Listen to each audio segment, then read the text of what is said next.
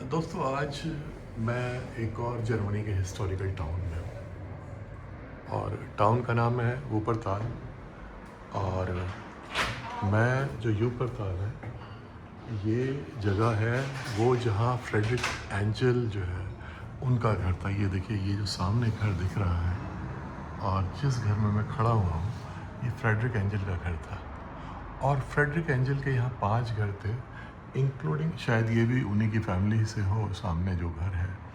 और ये जो है जिस घर के अंदर म्यूज़ियम है ये भी फ्रेडरिक एंजल का घर था। और ये पीछे भी फ्रेडरिक एंजल एक इंडस्ट्रियल फैमिली को बिलोंग करते थे और वो इंडस्ट्रियल फैमिली वूपरताल 1550 के आसपास से टेक्सटाइल में एक मेजर इंडस्ट्रियल सिटी था। और वो फैमिली टेक्सटाइल में काफ़ी इम्पोर्टेंट रोल प्ले करती थी, काफ़ी बड़े उनकी इंडस्ट्रीज़ थी। और इनकी एक इंडस्ट्री थी मैनचेस्टर में, इंग्लैंड में। तो इंटरेस्टिंग चीज़ ये है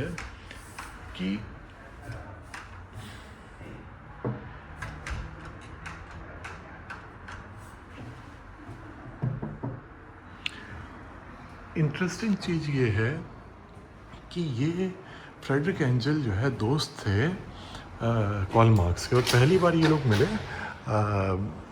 जाकर के कोलोन में, जहाँ पे कि कार्ल मार्क्स एक न्यूज़पेपर एडिट करते थे जिसका नाम था राइन न्यूज़। देखिए ये यहाँ से इस घर का क्लियर व्यू नज़र आता है। ये घर जो है फ्रेडरिक एंजल का घर था, ये भी घर फ्रेडरिक एंजल का। 5 घर थे यहाँ पे इनके और काफ़ी बड़ी फैमिली से थे। तो 1842-43 में जब कार्ल मार्क्स उस न्यूज़पेपर को एडिट करते थे तो इनकी दोनों की मुलाकात हुई और वहाँ से इनकी दोस्ती हुई। और उसके बाद इन्होंने कम्युनिस्ट मैनिफेस्टो लिखा। लेकिन एक चीज़ बड़ी इंटरेस्टिंग थी, देखिए ये बाहर की बैकग्राउंड है। एक चीज़ बड़ी इंटरेस्टिंग थी कि ये इस तरह की फैमिली के होते हुए भी तो इन्होंने वर्कर्स के राइट्स के बारे में, और ये देखिए ये एक और पार्ट है म्यूज़ियम का, तो वर्कर्स के राइट के बारे में कार्ल मार्क्स के साथ लिखा।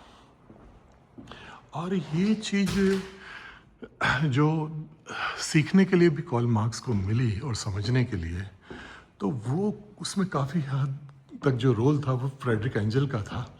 और जो एक्सप्लॉयटेशन था लेबर का, खासतौर से टेक्सटाइल इंडस्ट्री में, उसकी जो जानकारी हुई कार्ल मार्क्स को वो यहीं से हुई। 1 साल बाद वो न्यूज़पेपर बैन कर दिया गया था, राइन न्यूज़। और फिर ये चले गए थे पेरिस, पेरिस से भी इनको वापस भेजा गया, तो ये ब्रसल्स गए, ब्रसल्स से फिर लंदन गए। लेकिन वहाँ पर जो स्टडी किया कार्ल मार्क्स ने, तो वो बेसिकली उसमें फ्रेडरिक एंजल के व्यूज़ और उनका बहुत बड़ा सपोर्ट था और दोनों ने जॉइंटली लिखा था। और जो इनके आर्टिकल्स पब्लिश हुए थे वो आर्टिकल्स में भी इस पॉइंट को एम्फसाइज किया गया था, फ्रेडरिक एंजल के जो आर्टिकल थे। तो हालांकि उन्होंने कार्ल मार्क्स को क्रेडिट दिया था उसके लिए, लेकिन रियलिटी ये है कि वो व्यूज़ में काफ़ी बड़ा रोल फ्रेडरिक एंजल का था। लेकिन फ्रेडरिक एंजल ने कभी ज़्यादा उसकी क्रेडिट लेने की कोशिश नहीं की। लेकिन ये एक बड़ी मिस्टीरियस और बड़ी ही अजीब सी फ्रेंडशिप थी, जहाँ और फाइनेंस भी इन्होंने किया कार्ल मार्क्स को। तो ये बड़ी अजीब सी फ्रेंडशिप थी। ये देखिए एक और व्यू इसका, ब्यूटीफुल।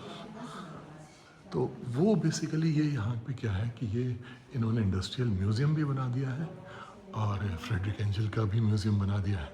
तो ये बेसिकली यहाँ पे है और ये कार्ल मार्क्स के म्यूज़ियम से काफ़ी बड़ा है। मैंने जब इनसे यहाँ पूछा कि भाई इसका रीज़न क्या है कि कार्ल मार्क्स के कंपैरिजन में क्या फ्रेडरिक एंजल को ज़्यादा बड़ा रोल दिया गया है हिस्ट्री में, जर्मन हिस्ट्री में, तो इन्होंने कहा नहीं, ऐसा रीज़न नहीं है। यहाँ पे हमारे पास जो फ्रेडरिक एंजल के पास स्पेस था, क्योंकि वो इंडस्ट्रियल फैमिली से थे, वो बहुत ज़्यादा था और वो स्पेस हमने यूटिलाइज़ किया है।